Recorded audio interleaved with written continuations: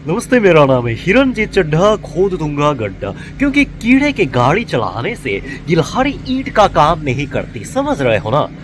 अभी मैं स्पेन में अपने तीसरे डेस्टिनेशन पल्मा दे मायोर्का आइलैंड में एक छोटा सा काफी प्यारा सा गांव सोयर नामक जगह पे आ गया हूँ। सुबह का समय है, 2 बजे का टाइम है। अभी अभी जस्ट यहाँ पे पहुँच गया हूँ। तो होटल में अपना सारा सामान उतार के आज के एक दिन में ना मैं इस सोर टाउन के साथ साथ यहाँ के थोड़ी दूरी पर स्थित वाल्देमोसा नाम का एक काफ़ी छोटा सा प्यारा सा गांव है, मैं दोनों जगह का दर्शन करके आप लोगों के सामने ये खूबसूरत नज़ारा अपनी नज़रों से पेश करने की कोशिश करता हूँ। तो आओ यार शुरू करते हैं बिना किसी हिरन के। जब आप यहाँ के सबसे बड़े सिटी पाल्मा से बस लेकर सोयर स्टेशन पे उतरोगे तो सबसे पहले स्वच्छ हवा और दूर से दिखाई देने वाले पहाड़ों के नज़ारे आपका स्वागत करेंगे। वहाँ से थोड़ी देर चलने पर आपको शहर के केंद्र में स्थित 12वीं शताब्दी में निर्मित एक पुराना गोथिक स्टाइल में चर्च नज़र आएगा, जो कि इस सोयर सिटी का सबसे मुख्य अट्रैक्शन है, जिसके पीछे पहाड़ों ने सुंदर तरीके से अपने पंख बिछा रखे हैं।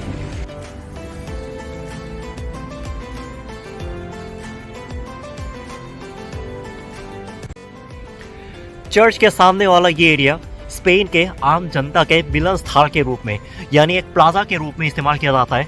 और आप सड़क पर देख सकते हो कि एक छोटी सी प्यारी सी पटरी जाती है, जिसके ऊपर अभी के टाइम पर भी लकड़ी की बनी एक छोटी सी प्यारी सी ट्रेन चलती है।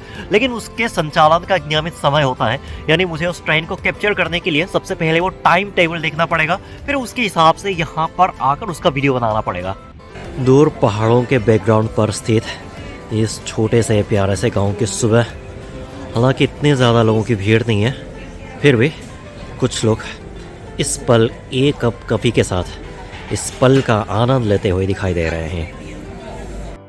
अभी तक तो एक टाउन का नज़ारा था, लेकिन जब आप उस टाउन से केवल 5 मिनट पैदल चलते हो तो हरियाली की सुंदरता में लपेटे इस तरह के खुशनुमा ग्रामीण परिवेश सामने आता है, जो मुझे दूसरी मंजिल तक ले जाएगा। चारों तरफ से सुनाई दे रही चिड़ियों की आवाज़ और दूर नीले नीले आसमान में स्थित पहाड़ों की मलाएं और उस पर तैर रहे बादल, ये दुनिया के उत्कृष्ट कलाकार का काम है, जिसे हम प्रकृति के नाम से जानते हैं।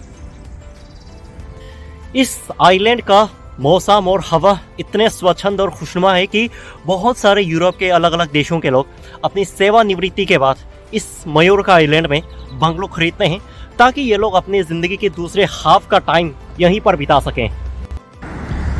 इस ग्रामीण परिवेश वाली सड़क पर मेरा बस स्टॉप स्थित है, जहां से मैं बस पकड़कर आज इस आइलैंड में अपने दूसरे डेस्टिनेशन वाल्देमोसा नामक एक विलेज जाने वाला हूँ। सोयर टाउन से वाल्देमोसा गांव तक जाने का रास्ता अपनी प्राकृतिक सुंदरता के लिए मशहूर है, जो कि आपको ऐसा वाइब देगा कि आप उस जापानीज एनिमेशन में घुस गए हो, जिसे आप बचपन में टीवी पर देखा करते थे और उसी पर ट्रैवल कर रहे हो।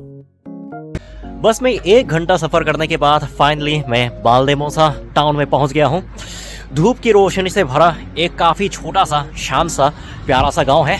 अभी मेरे पेट में चूहों ने अपनी रेस शुरू कर दी, तो मैं सबसे पहले अपने पेट को कुछ भरता हूं, उसके बाद इस गांव की सैर शुरू करता हूं।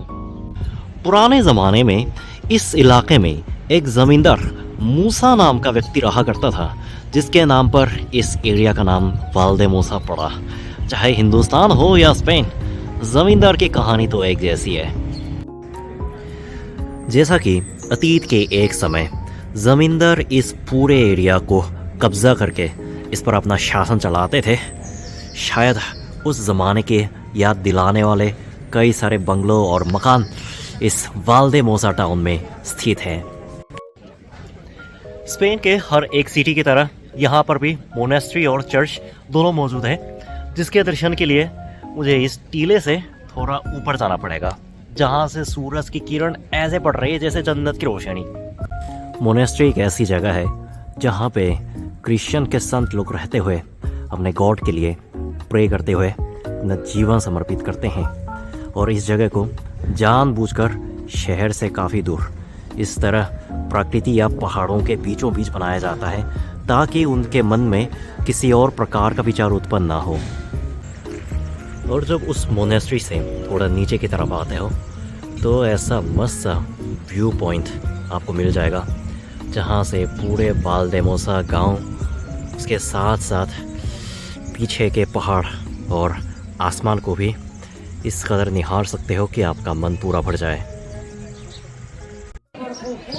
मैं जब भी सुंदर गलियों पर टहलते टहलते उसके किनारे लगे इन सुंदर मकानों को देखता हूँ ना, तो मेरे मन में ख्याल आता है कि इन मकानों में बिताई जाने वाली ज़िंदगी कैसी होती होगी। हर सुबह आसमान में नीलिमा का स्वागत और चिड़ियों की आवाज़, और साथ में इतनी स्वच्छ हवा में रहने का जो मज़ा, काश मुझे भी ऐसी एक ज़िंदगी, इनके जैसी एक ज़िंदगी नसीब होती। बेशक इन बाशिंदों की भी अपनी मुश्किलें होती होगी, लेकिन कम से कम इनको ये बिना प्रदूषण के स्वच्छ आसमान और ऐसी हरियाली से भरपूर मात्रा में खुशी तो हर दिन मुफ्त में प्राप्त होती होगी, जो कि मुझे सबसे अच्छी बात लगी यहाँ की। और यूरोप के देश की हर एक गली की तरह इस गली का भी अपना रंग, अपना ही एक आकर्षण है, जहाँ पे चलने मात्र से ही अपने दिल और दिमाग दोनों आनंद से खिल उठते हैं। और सड़क के अंतिम छोर पर हमेशा की तरह एक नई चीज़ या फिर एक नया दृश्य मेरा इंतज़ार कर रहा होता है, कुछ इस तरह। जैसा कि थोड़ी देर पहले मोनेस्ट्री का दर्शन हो गया, अब बारी है स्पेन में नियमित रूटीन चर्च का दर्शन करने का, जो कि इस वाल्देमोसा गांव के एकदम बीचों बीच स्थित है और काफ़ी पुराना भी है। पुराने ज़माने में जब ग्रामीण समुदाय बहुत मजबूत हुआ करता था, तो गांव के बीचों बीच स्थित इस तरह का चर्च पूरे ग्रामीणों को एकत्र करने के काम आता था। आज के ज़माने में समुदाय का महत्व इतना तो नहीं रहा, लेकिन फिर भी आज के ज़माने में भी इस तरह का चर्च हमारे जैसे यात्रियों को एकत्रित ज़रूर करता है। मैं जब अंदर गया तो पाया कि मेरे अलावा कोई भी व्यक्ति मौजूद नहीं है। बस पीछे के कहीं से बज रहे ऑर्गान के मधुर सुर ने मेरे कदमों को थोड़ी देर के लिए रोकने पर मजबूर किया, जिसके हेतु मैं भी थोड़ी देर के लिए अंदर बैठकर बाहर फिर से आ गया। इन गलियों की सैर में मेरी कोई मंजिल फिक्स नहीं होती। जिस तरफ मेरा मन और मेरे कदम आकर्षित हो, मैं उसकी तरफ चला जाता हूँ। जो जगह मुझे अच्छी ना लगे वहाँ से मैं तुरंत निकल जाता हूँ, और जो जगह मुझे पसंद आए मैं वहाँ पर घंटों भी बिता सकता हूँ। इस गांव में मुझे घरों की दीवार पर लगे ऐसे फूलों के गमले बहुत पसंद आए, जो कि काफ़ी शान सा बीव देता है, और उसके रंग भी इतने आकर्षक हैं कि मधुमक्खियों सहित मेरे जैसे मुसाफिर को भी अपनी तरफ खींच लाए। इस रास्ते पर जब मैं अपना कदम एक एक करके बढ़ाता जाता हूँ, तो ऐसा लगता है मानो पीछे का नीला आसमान अपने हाथ के इशारों से मुझे अपने ओर खींच रहे हैं, और मैं भी उनके तरफ आकर्षित होता जा रहा हूँ।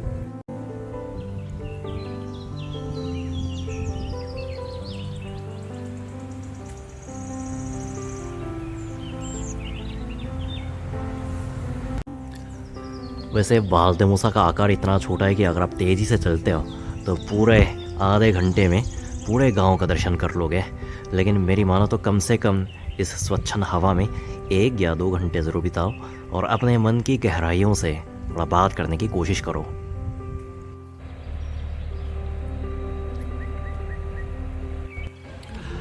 थोड़ी देर की सैर के बाद जब और घूमने के लिए कुछ नहीं बचा, तब मैंने इस तरह वाल्देमोसा को बाय बाय कह दिया और जहाँ पे मैं रुका हुआ हूँ सोयर की तरफ अपना कदम बढ़ा दिया।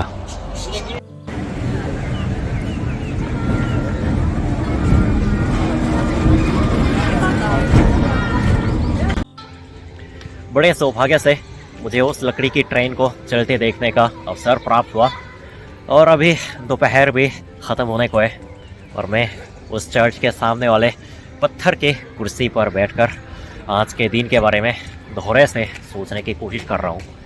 इस आइलैंड में मेरा आखिरी दिन है और इस पल्मा दे मायोर्का में मेरा दिन जो समय बिताया बहुत खुशी से अच्छे से बीता। इस इलाके में शाम थोड़ी जल्दी शुरू हो जाती है और सूरज थोड़ी जल्दी डूब जाता है। ठंडी से बचने के लिए, अपने सेहत के लिए मैंने आज के दिन थोड़ा जल्दी होटल में जाके आराम करने का निर्णय लिया और होटल वापस जाने से पहले इस नज़ारे को भरपूर मात्रा में अपनी आंखों में कैद कर लिया। तो बस यार आज के वीडियो में इतना ही। उम्मीद करता हूँ आप लोगों को आज के इस वीडियो के माध्यम से भी एक नई जगह का दर्शन करने को मिल गया होगा।